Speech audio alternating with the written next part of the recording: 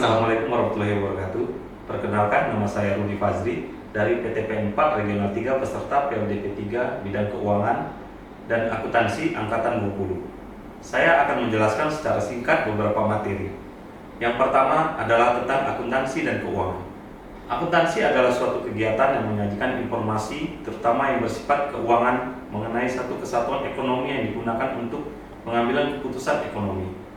Akuntansi keuangan berfokus pada penyajian informasi pemangku kepentingan untuk pengambilan keputusan ekonomi. Akuntansi adalah suatu kegiatan yang menyajikan informasi terutama yang bersifat keuangan mengenai suatu kesatuan ekonomi yang digunakan untuk pengambilan keputusan ekonomi.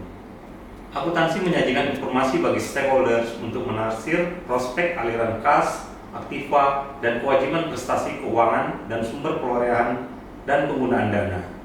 Output dari akuntansi adalah laporan keuangan, yaitu catatan keuangan suatu perusahaan yang dapat digunakan untuk menggambarkan posisi keuangan dan kinerja perusahaan.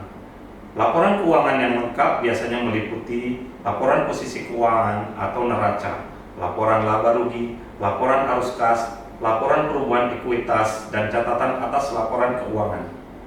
Ada beberapa klasifikasi biaya untuk pengambilan keputusan.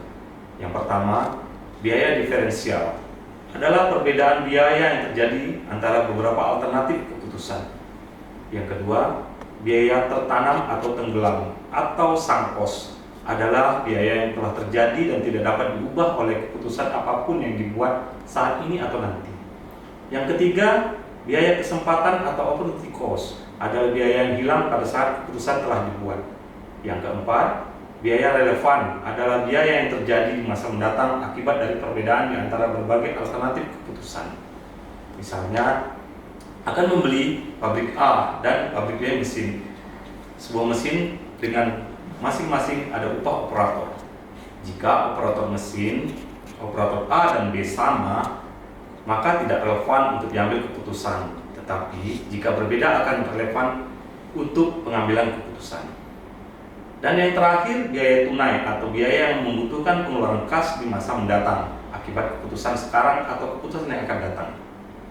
Materi yang kedua adalah konsep inti pemasaran. Konsep dasar inti pemasaran adalah dimulai dari keinginan, kebutuhan, permintaan, penawaran produk, produsen, pelanggan, transaksi, relasi, pasar, dan pemasaran. Kesimpulan dari pemasaran adalah fondasi dari kesuksesan dari suatu bisnis. Dengan memahami dan menerapkan konsep-konsep inti perusahaan dapat mencapai tujuan bisnisnya dan membangun merek yang kuat dan berkelanjutan. Materi yang ketiga adalah tentang perencanaan dan pengembangan bisnis.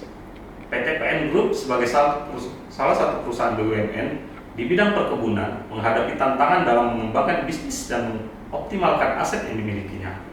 Pengembangan bisnis yang efektif memerlukan perencanaan strategis yang komprehensif, mulai dari pemilihan jenis bisnis yang akan dikembangkan, pengelolaan aset secara optimal, sehingga penerapan kebijakan dan SOP yang tepat.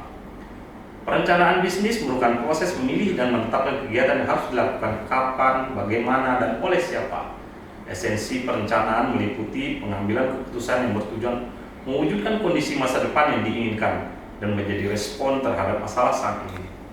Prinsip-prinsip perencanaan seperti efisiensi, komitmen, fleksibilitas, dan perencanaan strategis menjadi landasan penting dalam menyusun rencana bisnis yang efektif. Studi kelayakan bisnis adalah studi mendalam untuk menentukan kelayakan suatu usaha dari berbagai aspek, termasuk manfaat yang diperoleh dibandingkan dengan biaya. Studi kelayakan bisnis penting untuk menghindari investasi yang merugikan dan memudahkan perencanaan, pelaksanaan, pengawasan, dan pengendalian proyek bisnis. Kompleksitas studi kelayakan bisnis meningkat seiring dengan besarnya investasi dan faktor-faktor yang mempengaruhi proyek.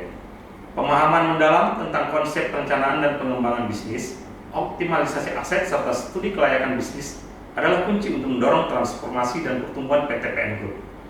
Dengan perencanaan yang matang, kebijakan yang jelas, dan kajian risiko yang komprehensif, perusahaan dapat meningkatkan nilai aset, memperkuat bisnis, dan kontribusi dalam peningkatan daya saing nasional.